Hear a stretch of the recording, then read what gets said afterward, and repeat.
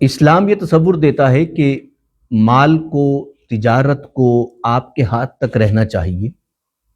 لیکن اسے آپ کے دل میں نہیں جانا چاہیے۔ جس طرح کشتی پانی کے اوپر رہے اور پانی اس کے نیچے رہے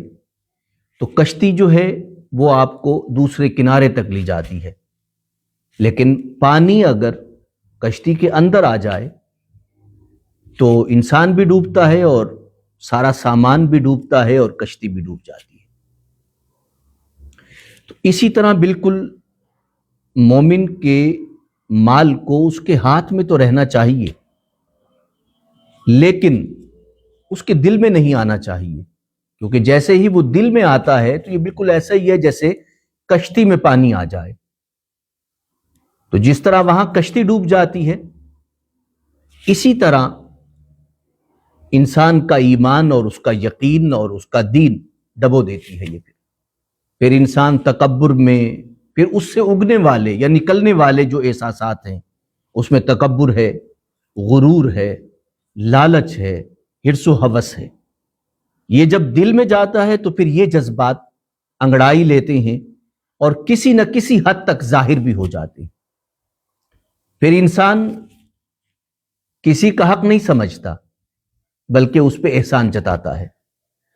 پھر وہ چاہتا ہے کہ سامنے والا میرے سامنے ناک رگڑے اور پھر میں اسے کچھ عطا کروں، یعنی اس کا رویہ بالکل ہی بدل جاتا ہے۔ آپ دیکھیے کہ زکوٰۃ دینے والے کے لیے جو ایک تو ریاستی اصول ہے، دوسرا اصول یہ ہے کہ زکوٰۃ دینے والے کے پاس لینے والا نہیں آتا، بلکہ دینے والا جسے حقدار سمجھتا ہے اس کی دہلیز پہ جا کے زکوٰۃ دیتا ہے، خیرات دیتا ہے۔ یعنی دو مختلف رویے ہو گئے۔ اب یہ ہے کہ ایک شخص دہلیز پہ آتا ہے، مانگتا ہے اور مانگ کے کہتا ہے کہ بھئی پلیز مجھے دے دو، اور پھر انسان احساناً یوں کر کے دیتا ہے اسے۔ اور ایک یہ ہے کہ وہ اٹھا کے جاتا ہے، اور بسا اوقات ہم نے تو اسلامی تاریخ میں ان لوگوں کو بھی دیکھا ہے جو چہرہ چھپا کے جاتے ہیں کہ بھئی ہماری پہچان بھی نہ ہو کہ دینے والا کون ہے،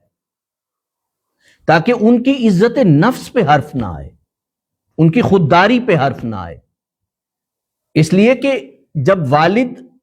کو دینے والا معلوم ہوتا ہے تو نسل در نسل جو ہے یہ کیفیت پیدا ہوتی ہے عجیب قسم کی،